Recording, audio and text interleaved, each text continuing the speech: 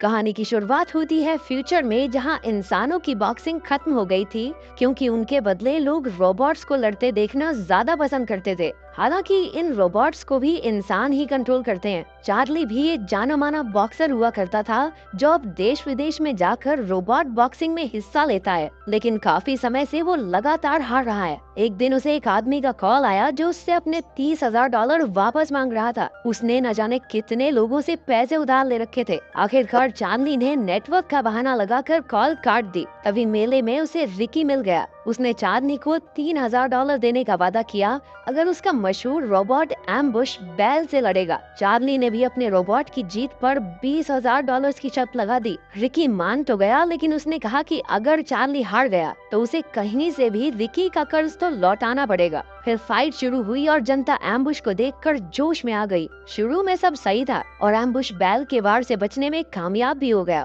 लेकिन तभी चार्ली लोगों से बात करने में इतना खो गया कि उसे रोबोट के पीछे भागता हुआ बेल दिखाई ही नहीं दिया। बेल ने अपनी जोरदार टक्कर से एम्बुश की टांग तोड़ डाली। चार्ली ने रिकी से फाइट रोकने को कहा, लेकिन वो नहीं माना। फाइट के आखिर में एम्बुश बस लोहे का कबाड़ बनकर रह गया और बच्चे उसका एक एक पुर्जा उठाकर अपने साथ ले गए। चार्ली भी मुंह छिपाकर पतली गनी से निकलने लगा, लेकिन तभी दो लोगों ने आकर उसे बताया कि उसकी पिछली पत्नी की मौत हो गई है और उसका 11 साल का बेटा मैक्स अब एकदम अकेला है। चार्ली को अपने बेटे की कोई खास परवाह नहीं थी और उसने कोर्ट में जाकर कह भी दिया कि वो मैक्स को संभालने की हालत में ही नहीं है। हालांकि उसके कुछ रिश्तेदार मैक्स को अपनाना चाहते थे, इसलिए चार्ली ने उन्हें मैक्स की कस्टडी $1,00,000 में सौंप दी। पहले $50,000 लेकर वो मैक्स के साथ कुछ समय बिताने को तैयार हो गया। उन्हीं पैसों से उसने काले बाजार से नॉइजी बॉय नाम का एक बेहतरीन रोबोट खरीदा। उसमें वॉइस कंट्रोल का फीचर था जिससे वो इंसानों की बातें समझ सकता था। उसे लेकर चार्ली अपने जिम में पहुंचा जहां वो बेली के साथ रहता था। इतना खर्च करने पर बेली उससे बहस करने लगी कि किराए के पैसे तो टाइम पे दिए नहीं जाते, रोबोट खरीदता घूम रहा है। अभी रिश्तेदार मैक्स को उसके पास छोड़ने आ गए। इधर अपना मैक्स भी खतरनाक बच्चा है। उसे इस बात का कोई दुख नहीं था कि उसके बाप ने उसे बेच दिया, पर दुख तो सारा इस बात का था कि थोड़े भी पैसे मैक्स को नहीं मिले। नॉइजी बॉय को देखकर वो तीनों दंग रह गए। चार्ली ने वॉइस कंट्रोल चेक करने की सोची और उसने कुछ कमांड दी, लेकिन रोबोट में कोई हलचल नहीं हुई। चार्ली को लगा, लो भाई, पैसे गए डब्बे में, फुद्दू बना दिया दुकानदार ने। तभी मैक्स ने अपनी सूझबूझ दिखाई और रोबोट को जापानीज में कमांड दी, क्योंकि वो जापान में बना था। नॉइजी बॉय ने कमांड सुनी और बस अब उसकी सेटिंग बदलने की देर थी। थोड़े टेस्ट करने के बाद चार्ली उसे अपनी वैन में लाद कर अगले कंपटीशन में जाने को तैयार हो गया। मैक्स ने वैन की चाबी चुरा ली और साथ चलने की जिद करने लगा। हार कर चार्ली को उसे अपने साथ ले जाना पड़ा। फिर वो फाइट क्लब में पहुंचे जहां काफी सारे रोबोट्स आए थे। चार्ली को पूरा यकीन था कि वो इस बार तो जरूर जीतेगा, इसलिए उसने नॉइजी बॉय का नाम मेन फाइट में लिखवा दिया। मैक्स ने उसे बहुत समझाया कि पहली बार सिर्फ छोटी फाइट से लड़े, लेकिन चार्ली ने कहा, चल चल बाप को मत सिखा, चल। चार्ली नहीं माना और नॉइजी बॉय को चैंपियन रोबोट मिडास से लड़ने भेज दिया। शुरुआत में तो नॉइजी बॉय अपने ओपोनेंट पर भारी पड़ रहा था। चार्ली के मन में पैसों के बारे में सोच सोच कर लड्डू फूटने लगे और इसी चक्कर में उसका ध्यान फिर भटक गया। उधर मिडास ने नॉइजी बॉय पर जोरदार वार किया। चार्ली हड़बड़ाहट में ढेर सारी वॉइस कमांड्स देने लगा, लेकिन जल्द ही मिडास ने नॉइजी बॉय का सर धड़ से अलग कर दिया। फाइट के आखिर में बेचारे रोबोट का सिर्फ वॉइस कंट्रोल सिस्टम ही बच पाया। मैक्स ने अपने बाप के जले पर नमक छिड़कते हुए कहा कि उसे फाइट से पहले नॉइजी बॉय को अच्छे से ट्रेन करना चाहिए था। ये सुनकर चार्ली उस पर भड़क गया और बच्चे को अच्छी खासी सुना दी। वैसे देखा जाए तो बच्चा कुछ गलत भी नहीं कह रहा था। घर लौटते हुए वो कबाड़ खाने में नए रोबोट के पुर्जे ढूंढने गए। बातों बातों में चार्ली ने मैक्स को बताया कि कैसे इंसानों के बदले रोबोट्स की बॉक्सिंग शुरू हुई। अचानक मैक्स का पैर फिसला और वो एक चट्टान से गिर पड़ा। खुशकिस्मती से उसने किसी रोबोट का हाथ पकड़ लिया, जिससे उसकी जान बच गई।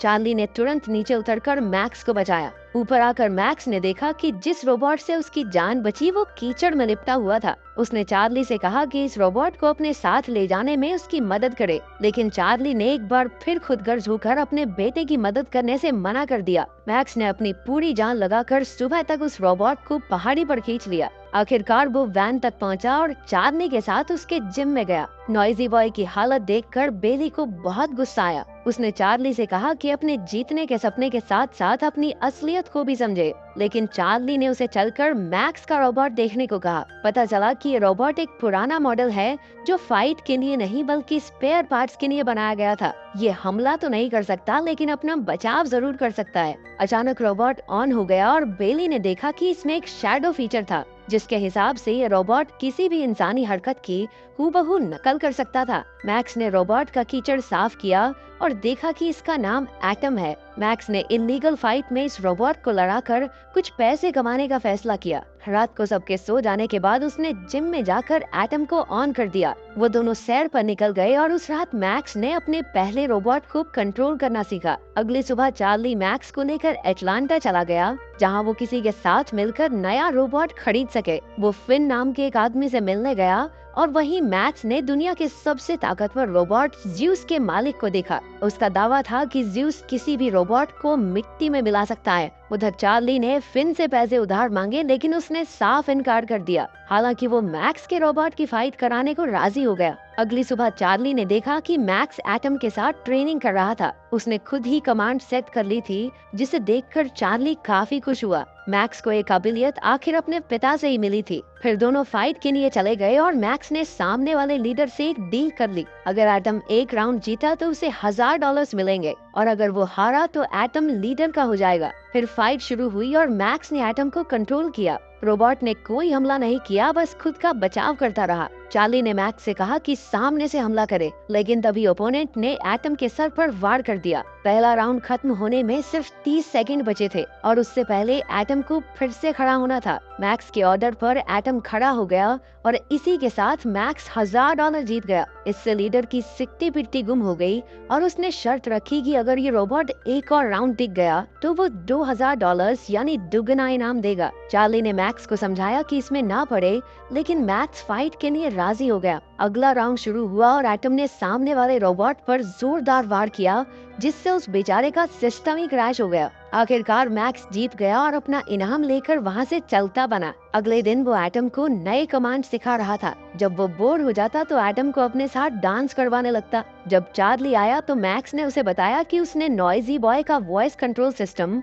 एटम के अंदर फिट कर दिया है। उसने कहा कि शैडो फीचर के जरिए एटम को अपना बॉक्सिंग स्टाइल सिखाए, क्योंकि चार्ली अपने जमाने में बॉक्सिंग चैंपियन था। चार्ली ने मजे लेते हुए कहा कि वो तभी एटम को बॉक्सिंग सिखाएगा अगर मैक्स रिंग में एटम को डांस करवाएगा। मैक्स मान गया और एटम की बॉक्सिंग ट्रेनिंग दिन रात जोरों से चलने लगी। मैक्स हर फाइट की शुरुआत डांस से किया करता और इसी तरह एक एक करके एटम सारी फाइट्स जीतता चला गया। चार्ली और मैक्स भी एक दूसरे के साथ अच्छा समय बिताने लगे। छोटी मोटी फाइट से पैसे कमाकर चार्ली ने कुछ पैसे बेली को किराया भरने के लिए भेज दिए। डांसिंग कार की तरह डांसिंग रोबोट ने भी पूरी जनता का दिल जीत लिया। उसकी तो अखबार में तस्वीरें छपने लगी थी। इसी मशहूरी के कारण चार्ली और मैक्स को रियल स्टील टूर्नामेंट में हिस्सा लेने के लिए बुलाया गया। जब मैक्स एटम को फाइट के लिए तैयार कर रहा था तो एक आदमी ने आकर कहा कि ज़्यूस रोबोट की मालकिन फेरा उनसे मिलना चाहती है। वो ज़्यूस के लिए स्पेयर रोबोट ढूंढ रही थी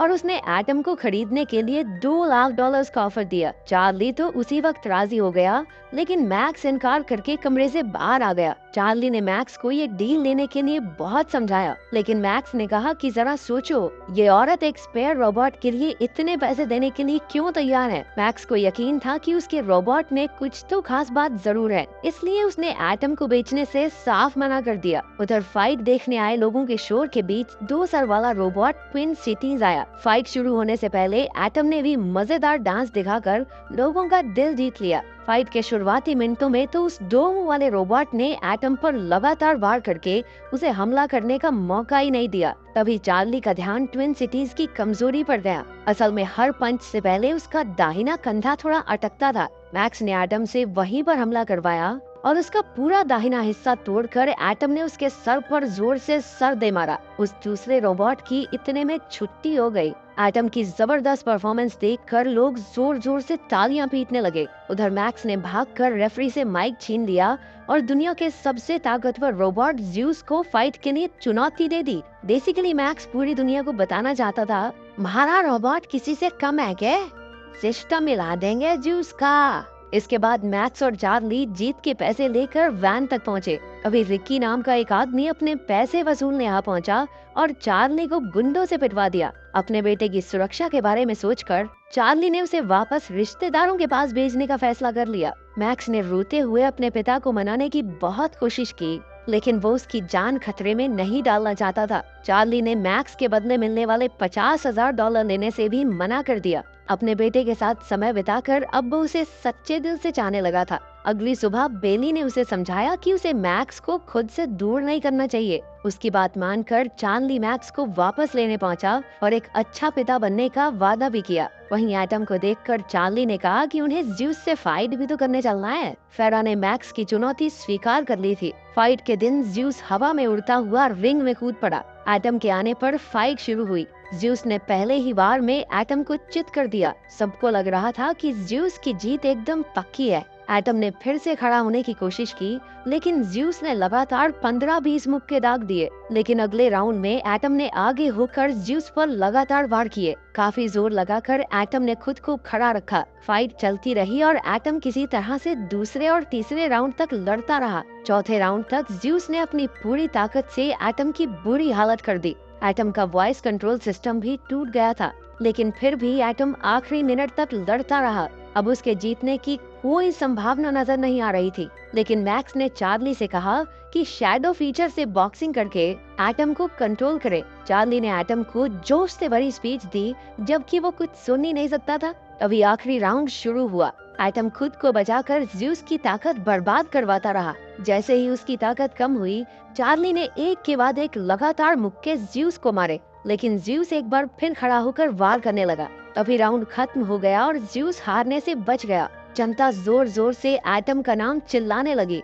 ज्यूस के ज्यादा पॉइंट्स थे, इसलिए वो जीत गया, लेकिन जनता के दिल में तो एटम बस गया था और मैक्स को तो यही चाहिए था। मैक्स और चार्ली ने कसकर एक दूसरे को गले लगाया। आखिरकार उन्होंने एटम के साथ अपनी असली जीत का जश्न मनाया।